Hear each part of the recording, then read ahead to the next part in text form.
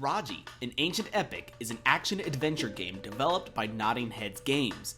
You set forth as Raji to find your brother Golu, who has been kidnapped by demons. These demons stem from Indian and Balinese mythology, which is pretty cool. There are thousands of games that explore Greek, Roman, and Norse mythology, but I can't think of one other Hindu mythos video game.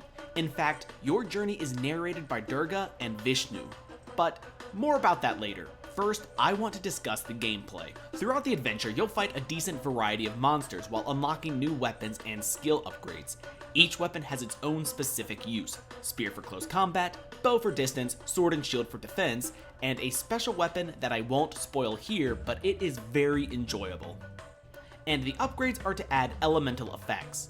Paralyze enemies, catch them on fire, or my favorite, unleashing ice and shattering your foes. Now, you might be thinking, so it's another light attack, heavy attack, blah blah blah kind of game. Well, not exactly. There are also fun environment attacks. You are able to run up walls and towers and attack in a way that is strategic. This isn't just a gimmick either. If you think you will simply run up and mash the Y button to win, you are sadly mistaken. You will be killed quickly and often. Jumping off the environment is sort of mandatory if you want to survive, because it offers you a way to avoid enemies while striking them down, and in the simplest terms, it is pretty sweet.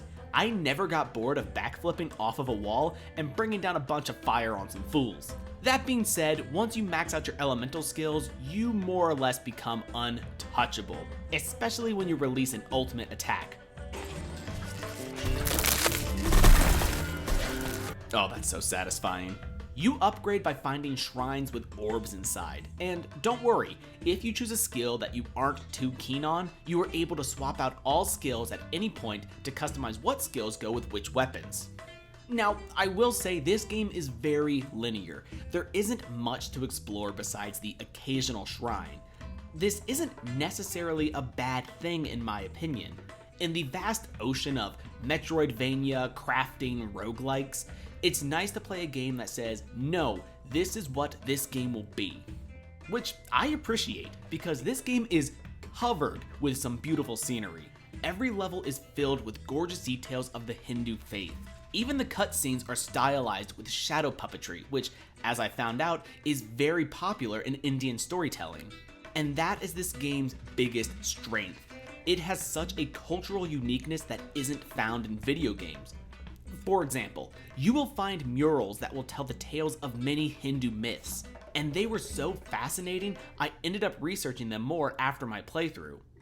And yes, the plot on paper is sister has to rescue brother, which might not technically be the most original plot, but this lore is what makes the story so alluring. Wow, so this was a flawless game?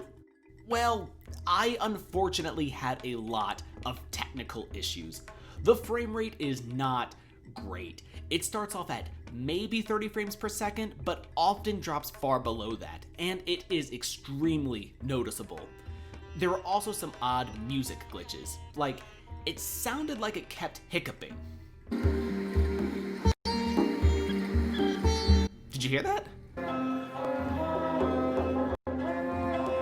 Nope, there it is again. It's so strange. Other glitches I had were enemies would get stuck underground or wouldn't even spawn, so I couldn't progress. A controls icon wouldn't leave after I solved a puzzle. Oh, and then there was the worst one. There is a level where you have to throw flowers to create lily pad platforms. Already, this is the worst level in the game when it comes to frame rate, due to the many moving parts. But then my lily pads kept disappearing, or fall through the water, or the flowers wouldn't spawn at all or even let me grab them. All of these glitches happened multiple times. I had to restart the game each time to fix it. Luckily, the game is very generous with save points. I would pretty much start right where I turned the game off, so there was very little backtracking. Now, I was playing this game during launch, so some bugs are to be expected. According to their Twitter feed, they seem very active in addressing other glitches people are having, so I do have faith that this team will fix the mistakes. Overall though, Raji, an ancient epic, is a very enjoyable game. It can be completed in about 6 to 8 hours, maybe a little more if you spend extra time trying to find all the upgrade orbs. The world is incredibly natural as each section blends together. Minus the technical issues, this game captures a beautiful sense of wonder. This is an impressive first game from Nodding Heads Games. And bugs aside, I do think this game is worth full price. Though, maybe wait a week or two for an update. I will continue to support this studio, and I hope you do too.